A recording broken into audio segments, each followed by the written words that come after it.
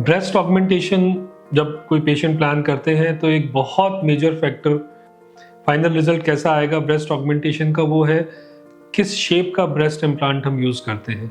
So patient को clarity होनी चाहिए कि किस शेप के ब्रेस्ट इम्प्लांट के क्या फ़ायदे हैं, क्या नुकसान है।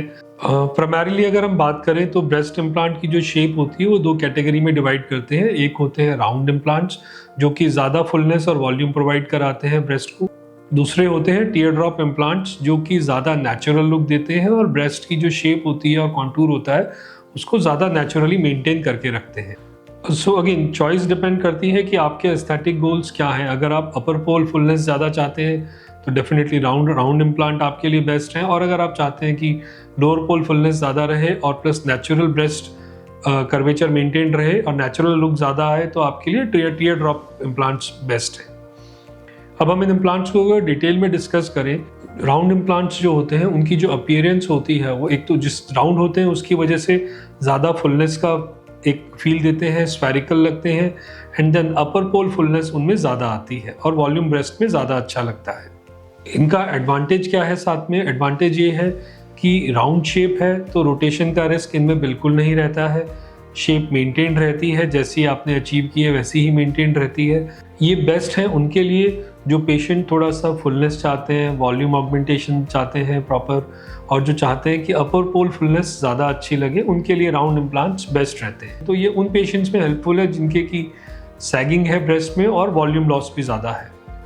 फिर अगर हम बात करें दूसरे तरह के इम्प्लांट्स की, टीयर ड्रॉप इम्प्लांट या एनाटॉमिकल शेप इम्प्लांट्स की, तो इनकी जो अपीयरेंस होती है वो टीयर ड्रॉप की तरह होती है। ये अपर पार्ट में नैरो होते हैं और लोअर पार्ट में ब्रॉड होते हैं, जिसकी वजह से जो अपीयरेंस आती है ब्रेस्ट ऑगमेंटेशन के बाद ब्रेस्ट की वो ज़्यादा नेचुरल आती है। इनका एडवांटेज क्या है? एनाटॉमिकल इम्प्लांट या टीयर ड्रॉप इम्प्लांट का मेजर एडवांटेज ये है कि वो मिमिक करते हैं ब्रेस्ट की नेचुरल शेप को, तो रिजल्ट्स भी जो आते हैं वो ज़्यादा नेचुरल लगते हैं जब हम टीयर ड्रॉप इम्प्लांट यूज़ करते हैं।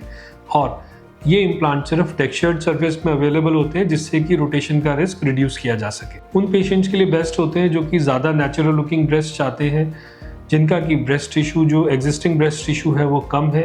अलॉन्ग विद दैट जो ब्रेस्ट रिकन्स्ट्रक्शन के केसेस होते हैं पोस्ट कैंसर या पोस्ट ट्रॉमा सर्जरी में, उन केसेस में भी ये ज़्यादा नेचुरल लुक देते हैं और ज़्यादा कॉमनली यूज़ किए जाते हैं।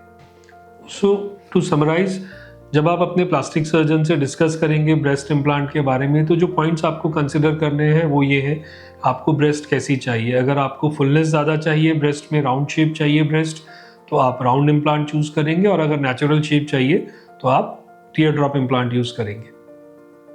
देन सेकंड पॉइंट जो आपको कंसिडर करना है वो है अपर पोल फुलनेस। अगर आप अपर पोल फुलनेस ज़्यादा चाहते हैं तो राउंड इम्प्लांट्स आपको डेफिनेटली बेटर रिजल्ट अचीव करवाएंगे। तो डेफिनेटली राउंड इम्प्लांट्स आपको बेटर रिजल्ट अचीव करने में हेल्प करेंगे। अगर आपका एम है कि नहीं मेरे को नेचुरल लुक चाहिए, as close as possible to natural look, तो टीयर ड्रॉप इम्प्लांट्स आपके लिए बेस्ट है। प्लस आपको अपने प्लास्टिक सर्जन से एक और पॉइंट डिस्कस करना है, रिस्क ऑफ इम्प्लांट रप्चर कितना है और क्या क्या उसके कॉन्सिक्वेंसेज होते हैं, सो दैट आपको एक प्रॉपर अंडरस्टैंडिंग हो ब्रेस्ट की शेप की और क्या शेप आपके लिए बेस्ट है और आपको हेल्प करेगी आपका डिजायर्ड एस्थेटिक आउटकम अचीव करने में।